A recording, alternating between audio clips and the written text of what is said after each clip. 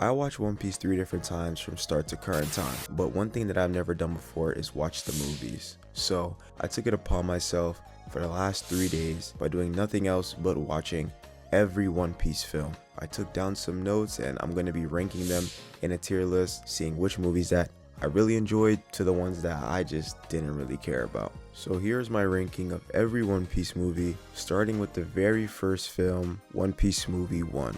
The Straw Hats have a running into this group of thieves called the Hyena 3, and because of these thieves, the Straw Hats ultimately run into El Drago. He is a pretty strong pirate during this time who has an obsession with gold, and El Drago wants to find Captain Wunon's treasure.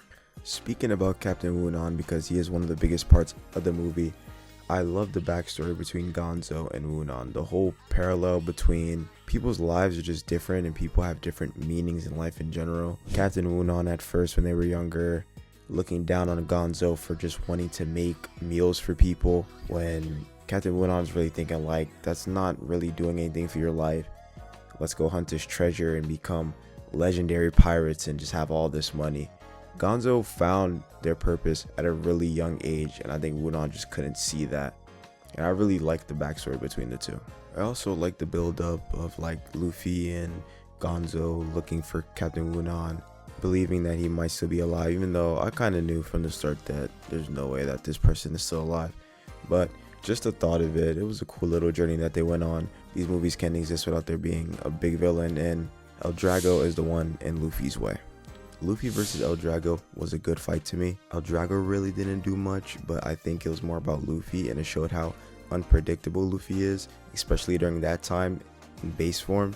I could appreciate Luffy versus El Drago.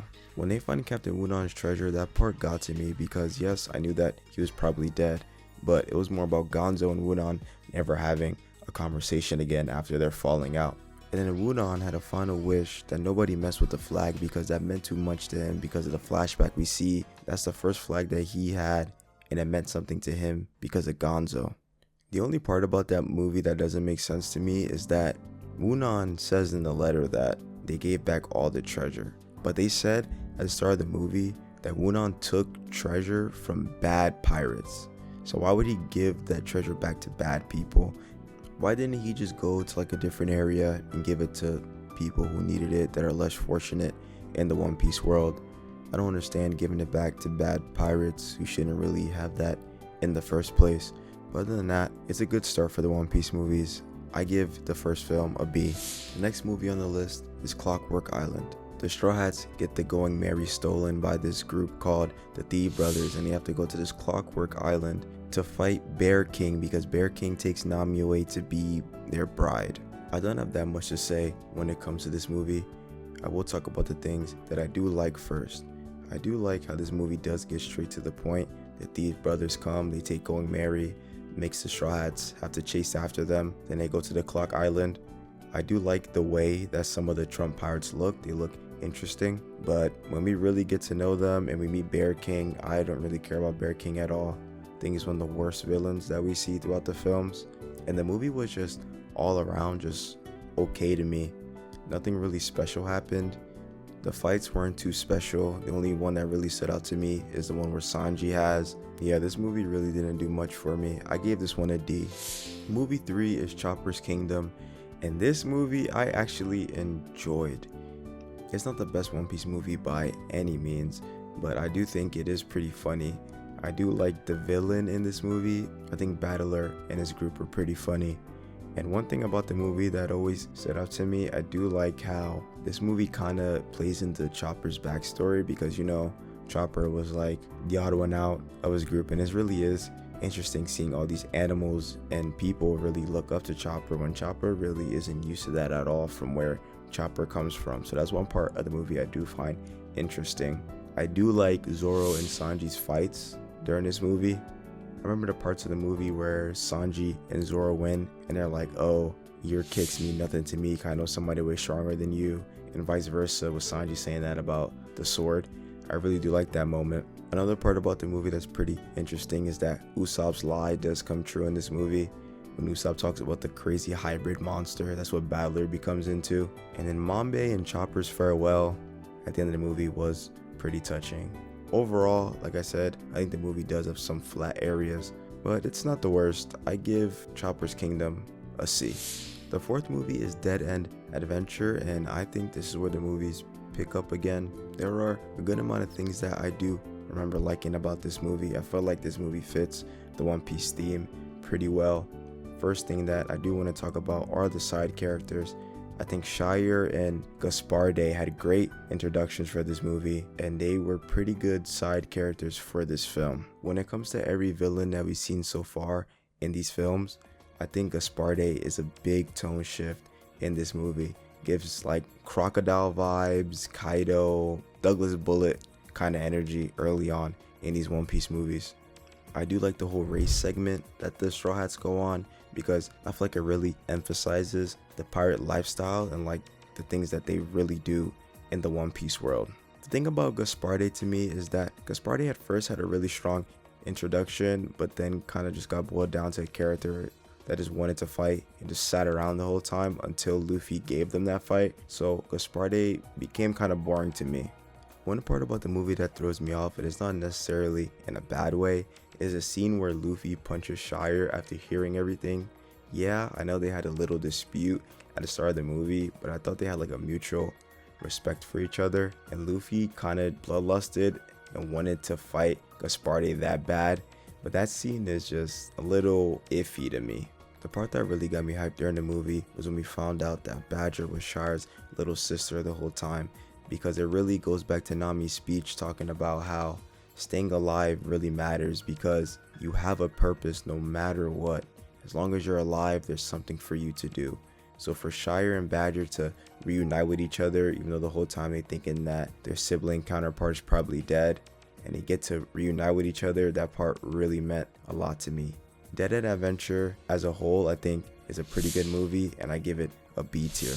The Cursed Sword is the next movie, and this movie is intriguing because we see a different side of Zoro, because Zoro has an oath that he has to keep with the old friend that he has in this movie. So he has to leave the Straw Hats and kind of become a villain in this movie, and he plays a way different role than what we usually see Zoro in. So automatically this movie brings intrigue. There never was one time where I truly believe Zoro was on Saga's side. I don't know if they really wanted to kind of convey that in the movie, because even times when Saga's talking, it seems like Zoro is looking to see if Saga's gonna do something messed up, and Zoro's full heart really wasn't in it. Like, Zoro always had plans to return back to the Straw Hats. And the thing about this movie is, yes, we see the backstory of Saga and Zoro and why Zoro owes Saga so much, but just because you show a backstory doesn't mean it makes people automatically care. I don't get convinced enough about Saga and Zoro's relationship to really care enough, and I think that's where the movie falls flat, and that's why a lot of the movie kind of feels pointless to me. So I give The Cursed Holy Sword a C tier. Baron Omatsuri and the Secret Island is one of the movies I was most anticipated to see. The amount of scenes I've seen from this movie about like the dark themes that it has and everything, I was really hyped going into this movie, and I'm not gonna lie, I was not disappointed at all. I love the art style in this movie. It feels really different but refreshing, and then just the character expressions in it, it's just a really beautiful movie all around. At first the movie feels so random, but when you get into it and you realize why it's like that, it just feels so much better. The movie feels so random because that's what Baron's supposed to do, make you feel comfortable, feel like nothing's happening while they're slowly draining stuff from you. We see the Straw Hats argue with each other even though they're winning and getting all these prizes. I love the way the movie flips when Nami has that conversation with one of Baron's old crewmates, and then it just becomes a straight horror film. Everything changes, the tone of the movie switches. Luffy's fight with Baron is really dark, and watching all the Straw Hats get drained into the flower, it's a very good movie. Baron as a character is pretty sad at first. Baron felt more like an entity than a person, just like constantly bringing in all these pirates, taking away their crews to make sure that his crew stays alive. It feels like Baron's just not a person, just doing this for their own will and just taking things from people. But then Baron feels more human towards the end of the movie when Luffy wins, because you see everything hits Baron at once. they see their old crew, and just, I don't know about you guys, but I felt really bad for Baron throughout that movie. Overall, I think this movie is pretty good. I remember the first time I watched it, I wanted to rewatch it like right away, because I feel like it was one of those movies where if you watch it more than once, you'll see small details every time that you watch it. This is the first A-tier movie that we have on the list. The next movie on the list is by far my least favorite. It's the Gigantic Mechanical Soldier, and I just feel like this movie is just the biggest waste of time that we have out of any One Piece movie. Yes, technically all these films are just like one big piece of filler, but this one really feels like filler. The Straw Hats come across this chest, and inside of it is this old lady, and she says that if they go to her hometown, this island, they're gonna find this treasure that's on her island. So they go to the island to drop off this old lady, but then they run into this man named Ratchet, and he's the main villain, and he is the worst main villain that we've seen out of any of these One Piece movies. The only thing that Ratchet brings to the movie are his mechs, because you don't really see that often in One Piece, or Luffy fighting some type of mech. Other than that, Ratchet is super boring. It doesn't do anything to the movie. Same thing with Ratchet's subordinates. 70% of the movie, all we see is Straw Hats walking around trying to solve this mystery of this treasure, and that's really the movie. This is the only movie where I generally felt like I wasted like 2 hours. And I remember during the last 45 minutes of the movie, I tapped out mentally because it was not going anywhere. This movie is a D tier. The next two movies I'll go through pretty quickly because they are recap movies: the Alabasta arc and the Drum Island movie. The Alabasta movie, I think it's fine because Alabasta is just such a great arc. You can't really mess that up. The only problem that I have with it is that Alabasta is too long of an arc, so in movie form it's too sped up, so a lot of the key moments don't really hit as hard. And I hope this isn't a lot of people's first experience with Alabasta, because I don't think that's the right way to go about it. You're not really gonna feel the emotional weight through that movie if you're not reading the manga or like watching the anime. But the Drum Island one, on the other hand, I think that movie works a lot more because Drum Island is shorter, and that movie gets to hit all the story beats of Chopper's backstory, and that movie hits every time. I remember watching that on a flight back home, and I almost cried on the plane because that Drum Island movie, Chopper's backstory, will never not be good to me. So I give the episode of Alabasta a B and the Drum Island movie an A. Strong World is the next One Piece movie, and I had a pretty good time with Strong World. I enjoyed this movie a lot. I do like the world in this movie. I like all the islands that we go on that Shiki sends all the Straw Hats to. Shiki in general in this movie was pretty good. Shiki was moving like Wano Kaido in the movie. I'm talking about just the way Shiki was pulling up on people fighting. Even the whole factory kind of stuff that Shiki was doing, experimenting on the animals and taking supplies from the people and making them have like wings and stuff. All that stuff that Shiki was doing was pretty good for the movie. It kept things flowing, and I think Shiki is one of the best One Piece movie villains that we have. Like the way the Straw Hats came around for round 2, like the whole like mafia vibe, they're just shooting things up, and then Shiki gets his rematch with Luffy, and the whole time that they're fighting, their final fight is really good as well. And the movie gives me Arlong Park vibes, especially when like they try to save Nami, and Nami's like crying when she gets rescued and all that stuff. Yeah, Shiki really reminded me sometimes of Arlong during that movie. And I can't forget my boy Billy. Billy is one of the best characters in that movie. Billy did so much for Nami, Luffy, just the whole Straw Hat crew in general, and Billy did not need to do all that. Yes, Nami did save Billy, but Billy could have just flew away and never came back. I'll always remember Billy because of Strong World. Strong World overall is another strong entry in the One Piece movies. I give this one an A. The next movie is the Straw Hat Chase. This one I don't have that much to talk about because the movie was only 30 minutes long. It's more of like a short film. But the things that I do like about this movie was that the 3D doesn't look bad at all. They show off the One Piece world great. I love some of the shots in the movie, especially the scene where Luffy's like slinging around like Spider-Man trying to get his hat back. But yeah, the movie is pretty good. It's just a small little film. I feel like if you are like a longtime One Piece fan, you could appreciate this film. I think this film is small and there's not that much to talk about because of its length and what it's about, but it is not bad. I give it a C tier. It's not the worst thing ever. The next One Piece movie on this list is my favorite. The next one on here is Film Z. Film Z just nails so many things perfectly for me. First off, I love vigilante characters, so Z as a whole is just a really cool concept to me. A Marine gone rogue, basically. A lot of bad stuff happened to Z. Lost his family, becomes a teacher, loses his whole fleet of students, only 2 survive because of pirates. A lot of things get taken away from him, and you get to feel how tragic this character is. Even certain shots, like in the last fight where he's sitting there surrounded with all the bombs, it represents this grave site that he's just digging himself in because he knows that this spot is probably going to be his last spot. He's putting everything on the line for his ideals and stomping over everybody else's ideals. The thing about Z is that Z hates the pirates so much, but in this movie, he acts just like them, or sometimes even worse. Z was willing to really sacrifice all the civilians in the New World just to get rid of all the pirates. And how much better is Z by doing any of that? That's not going to bring back his family or nobody back.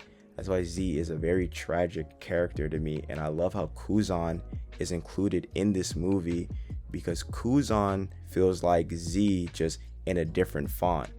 Kuzan could definitely go down that path, and we still don't know what Kuzan is doing with the Blackbeard pirates. So I really like how Kuzan is in this movie, and this movie makes me like Kuzan's sense of justice even more. Luffy versus Z's final fight is phenomenal, and Z's send-off is amazing, especially them playing the Navy song while Z is like fighting for his life near the end, knowing that he's probably gonna die. Just chef's kiss right there. Film Z is the first S tier movie that we're gonna have on this tier list. The next movie that we have on the list is One Piece Gold. I think Gold is pretty okay. The Straw Hats pull up to this island for a casino. They want to have a good time. Whole bunch of pirates here, Navy. It's like a neutral zone where nobody could really do anything. And I love the aesthetic of this movie. I think this is the best aesthetically pleasing movie. I love the environments. It's super bright, colorful. The soundtrack is probably the best too out of every One Piece movie that we've seen so far. Or maybe not. I think there's one later on that could be better. That's besides the point. I do think Grand Tesoro was a okay villain. I don't think Grand Tesoro's subordinates were that interesting either. The best thing about the movie to me was the whole aesthetic, Nami's friend, Nami's backstory with the friend, and just the soundtrack in general. I think the main villain group wasn't that interesting, and the plot of the movie was okay at best. I gave Film Gold a B. Next movie on the list is Stampede, and everything I've said about storytelling and everything, get that out your head and throw it out the window, because in Stampede, it doesn't matter, and I'm okay with that. Stampede to me makes fan service okay because of the way Oda writes and just the characters. Seeing all those characters in one spot to me just blew my mind in Stampede, and it all felt right. Seeing Smoker, Sabo, Boa, Rob Lucci, Crocodile, just the list goes on. All these characters together was just phenomenal. Anytime the worst generation plus more pirates are together, it makes a great time every single time. Douglas Bullet to me as a villain was pretty straightforward, just wanted to be greater than Roger, and straightforward isn't a bad thing. I think Douglas Bullet works out perfectly for the movie, especially for the type of vibe the movie is. Everybody just being together, showcasing their powers, and giving us scenes that we would never see without this movie. The only part about Douglas Bullet that I don't like is the giant transformation that Douglas Bullet has, because I think it makes the character less interesting and just becomes a giant raid boss. And that's the part of the movie that I just didn't like. Other than that, this movie is the ultimate fan service movie in the way of just seeing all these characters together, and action wise, I give that alone, this movie is an A tier to me. Here we are, we made it to the last movie. The last movie on this list is Film Red. And Film Red to me is a good movie. Is it a glorified musical? Maybe. But that doesn't make the movie bad. Ado, first of all, talking about musical, Ado killed the soundtrack in this movie. Being the singer for Uta, every song is a banger in that movie. And I really don't mind this movie having musical elements because it makes sense. And it's not like every time there's a musical happening, like the story isn't progressing. The songs are telling you why Yuta's doing certain things, or like progressing the story because of like fights happening during the songs and stuff. I think the music actually fits really well in the movie.